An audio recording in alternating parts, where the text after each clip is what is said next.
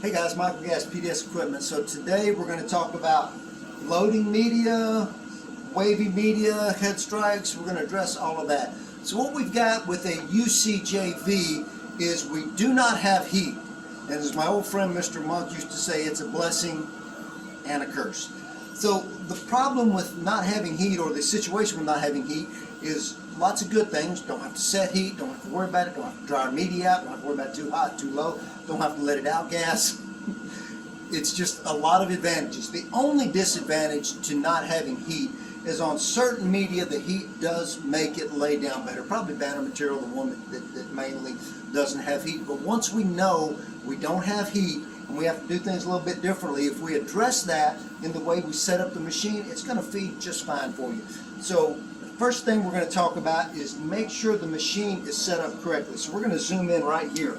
So what we want to do is, if this hasn't been done, you want to loosen these two screws, push this forward and down, then tighten these screws. You want to go around to every one. There's 4 of these. You want to make sure all 4 of that has happened. Then we're going to loosen this screw, push it forward and tighten it on both sides. Actually, there's 4 of those as well. Make sure they are all set up correctly, because we want to make sure these rollers are parallel with our platen. If they're not, that's going to give you some problems.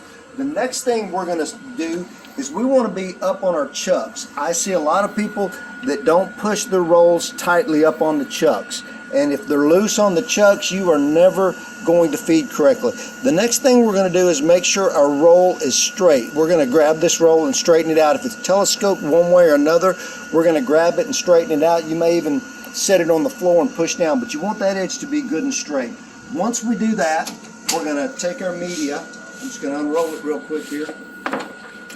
And we're going to grab it and we're going to put it up in here. And we're just going to get it up in there, and I'm going to drop my pinch rollers. You hear that clicking noise? If yours doesn't do that, you've got a problem. Now we're going to step around to the front and talk about this. All right. Once we've got it loaded in the back, we know that everything's straight. We know that everything is parallel. We're going to pick this up and we're going to pull this. You hear the click noise? That's your brake grabbing. That is normal. It should be doing that. If you pick this up and you can pull and you don't hear that brake grabbing, you need to get that adjusted. So give us a call, or whoever you bought your machine from. We're going to talk about that. So once we get it pulled forward, what I'm actually doing is I'm pulling it and centering it. If you get it in here a little crooked, you're never going to feed right. You're going to bubble, you're going to buckle, you're going to have head strikes. That's why we want that brake to be able to pull a little tension and hold it straight, and then drop our pinch rollers in place. Also, you want to make sure you've got a pinch roller near the edge, and you want to make sure all your pinch rollers are between the triangles. And we can see that one's a little off, so I'm going to scoot it over. And then once we do that, we're going to slide our hold downs in place, and we're in place and we're ready to go. Now, one thing I do is the touch test. I go down through here and I tap. If I feel a bubble, I know it's going to be a problem, and deal with it before you ever start printing. A couple ways you can deal with it is just roll out your media till the bubble's gone. A lot of times your first couple of feet are not going to be usable, and you're just going to have to accept that. That's the cost of doing business. Roll out enough media till it's laying good and flat. Also, if you're having issues, use your take-up reel. A lot of people don't use the take-up reel, and it's probably because they're just not setting it up correctly. If you're worried about the 2 feet of waste on your take-up reel, I get that. In fact, let's just take this back and do this again real quick.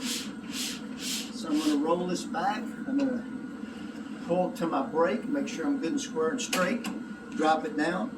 So let's say I want to hook up to my roll, but I don't want to waste media. I'm going to take an old piece, and I'm going to have it on here, and I'm going to make sure it's nice and square, nice and straight. I'm going to pull it up.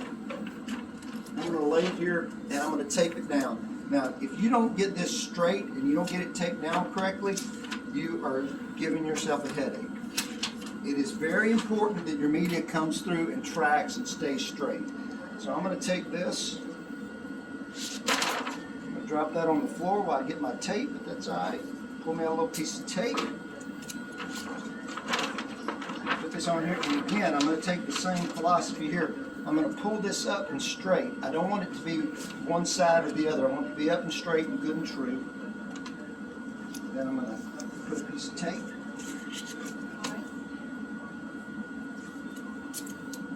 Put a piece of tape on the end. Put a piece of tape on the end. Do you always need the take up reel? No, but if you're having feed issues, you're probably going to need the take up reel. So next I'm going to put my hold downs in place. Everything looks good. We are now ready to go. If you are printing, I do this while I'm printing. And what I'm doing is I'm checking these hold downs to see if my media is walking. If your media is walking one way or another, you're going to have problems. So if my media is walking, I know I've not fed it straight. I've fed it in wrong and it's going sideways. And that's going to be a problem, and it's going to buckle, and it's going to cause you registration issues, feed issues, all kinds of stuff. So what I'm looking for is if during the run, if I see some slack right here, the reason for that is my media is walking and it's pushed that hold down out. And if I see that, then I know my media is walking. So that's why during the run, I'll just bump these occasionally to make sure it's staying straight. If I see a lot of slack here, I know my media has walked that way and I need to stop and address that. If you get it loaded straight, you get it feeding straight, you get it tied down to your take-up roll straight, everything's going to work well for you. Now let's talk about pinch roller settings. So we're going to hit roll detect. So it's going to detect our roll. By the way, go right here. That light looks for the difference between this and this. If you've got ink built up right here, the light's going to calibrate to that, and you're going to get a lot of errors when you're reading your sheet width. So keep this clean. If you do have ink on it, take a little cleaning solution, alcohol, or our F200, buff it down, then take a Scotch-Brite pad and buff it where it's nice and flat and clean, and that will help eliminate a lot of your roll detect errors. Alright, so now number in use, 1, 2, 3, 4, 5, hit enter. Now let's say we want to adjust our pinch rollers. We're going to go to select until we see PR, then we're going to go to print rollers. Now, there is no perfect exact setting, but in general, what I'm going to do is I'm going to set all three of these to the same. Now, if you want to do it differently, that's fine. I'm telling you what I do. Lots of ways you can do this. I'll even do this one on mid as well. Now, the reason I do that is a couple of reasons. One, it just feeds consistently. Number two, it doesn't have to stop and change as much. Number three, the cut enters on a solvent machine have to be off when you cut, because the rollers are going to track through and mess up your print. On a UV machine, you don't have that issue. So in general, I leave my cut enters on, and I leave them all on low or mid, take them up to high if I need to. Let your media tell you what it needs. Sometimes low is going to work great, sometimes mid, sometimes high. It's really hard to look at media and know, but just know this is where you make the changes, this is how you make the changes, and change it when you need to. So if we do all of that, that's probably going to take care of all your feed issues. If you have any questions, let me know. Michael Gass, PDS Equipment. Thank you very much.